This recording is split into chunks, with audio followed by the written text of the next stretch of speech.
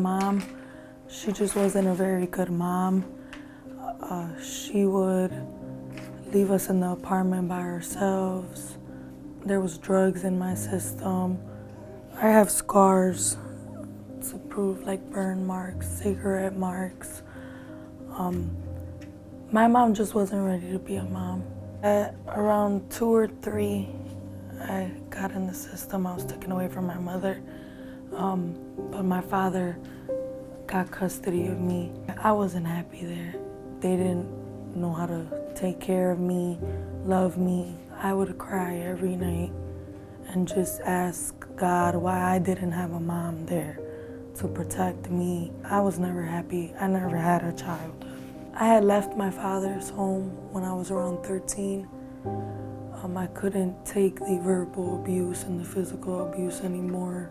Eventually, down the road, I got pregnant that same year after I left, and I was living with a friend, and the mother called the cops, and the cops called LCFS, and they came and they picked me up. I had ended up in jail because I had physically assaulted my high school principal. Being in jail made me feel horrible because I knew that my daughter could end up in the system like I did. I realized right then and there that life's always gonna throw difficult things at you. I had to learn to accept that I needed help. And I learned that right when I was meeting my LCFS caseworker.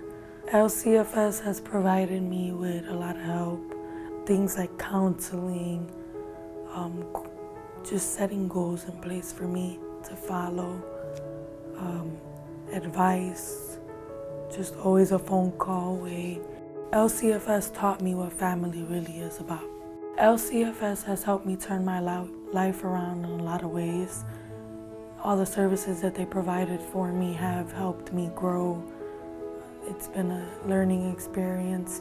It's changed me. It's made me a better person, and it's also made me realize that I'm not alone. And I actually want to be a foster parent when I become more stable and when I accomplish my goals.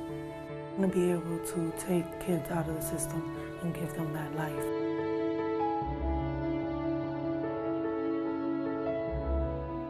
I was 30 years old when I decided to become a foster parent. At that time, I really wanted to be a mother. I actually couldn't have children, and I've always loved children and always wanted a child. So at that time, I contacted Lutheran Child and Family Services, and I began the classes, a 6-month program, and became a foster parent. Josh was born only weighing 1 pound. He was born addicted to drugs. His mother was a drug addict, and I had to actually go to the hospital for maybe a month before Josh could even be released home to me. Brought Joshua home, and Josh was home, for approximately a year with a heart monitor and oxygen tank. So, of course, many sleepless nights, watching his little chest go up and down, and just very close to this little boy.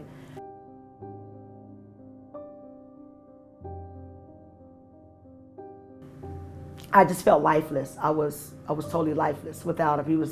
And I didn't know, it was like I had conceived him. It was like he was my life. He was my life. So Lutheran Child and Family Services, they were working very diligently on a case trying to return Joshua back to my home. 6 months later, they succeeded.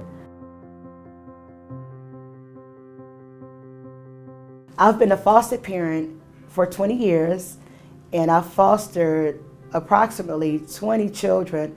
But out of that 20, I've adopted 5. The greatest reward of being a foster parent is actually seeing the child succeed. Some of the children have been placed in many different homes, and so when they become a member of your home, just like the others, they feel that as soon as they do something that's out of character, that they're going to be placed in another home. So one of the biggest challenges is stability, just giving a child stability, a family, love. Some of the children, their goal is to return home.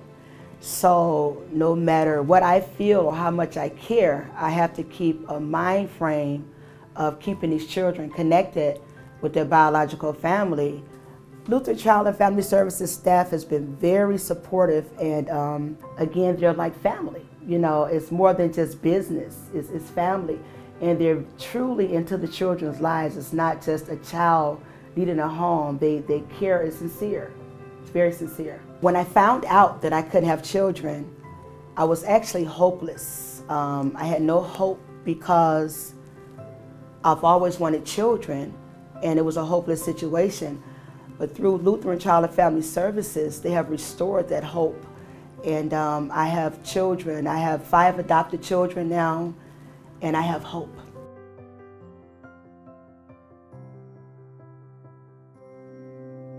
I worked at a steel mill. That was in '93. And I lost my job and I became homeless, you know. I was there with my sister and she passed, and I couldn't carry her, went by myself. To have a place to stay, I was homeless and hungry, sleeping outdoors in the cold weather elements. I struggled with alcohol and marijuana and drugs while I was homeless. Before I found this place, I was heartbroken, torn and hurting all over. So bad that I was eating out the garbage cans, going behind the restaurant when they closed and try to get some food and stuff. A friend of mine, another homeless guy, he told me about it, and I've been coming down ever since. It's been about 15 years. This was a big relief for me. It took a lot of pressure off of me. A lot of things I tried to fix my control, I couldn't fix it. And I kept trying to fix something I couldn't fix, so I just surrendered to you guys, and here I am. Well, the Uptown Ministry here helped me with, they have a foot doctor come here time to time. I have gout in my feet and it hurts, it goes and comes, but that's why I like to go to the foot doctor here, because I can't afford to go to another one. Pretty nice staff here. You treat everybody the same, you know. Race, creed, or color, they don't treat anybody no differently. That's what I like about the staff here. The food pantry. Well, I can tell you bad about the food pantry. You can see that right here. Hey, fam, I'm eating good around here. Boy, these food pantries, I mean, they hook you up. And they give me a lot of food here. I eat a lot of vegetables and stuff. I'm doing very well for food. I go to my aid meetings. I have 6 months of sobriety. And I go to aid meeting here. And I have a sponsor. I make meetings, I do leads, I do service work. Volunteer, do whatever I can. So that's where I started from. LCFS helps me get home. They got me started on the right path. I can go home. I don't have to sleep outside anymore. I'm happy. I got income with a lot of things that I wouldn't have made it without them on my own. Just plan to just keep on maintaining where I am, and maybe hopefully one day I can get off of disability and start back working again. That shows me there's hope, because I'm sitting here today. There is hope.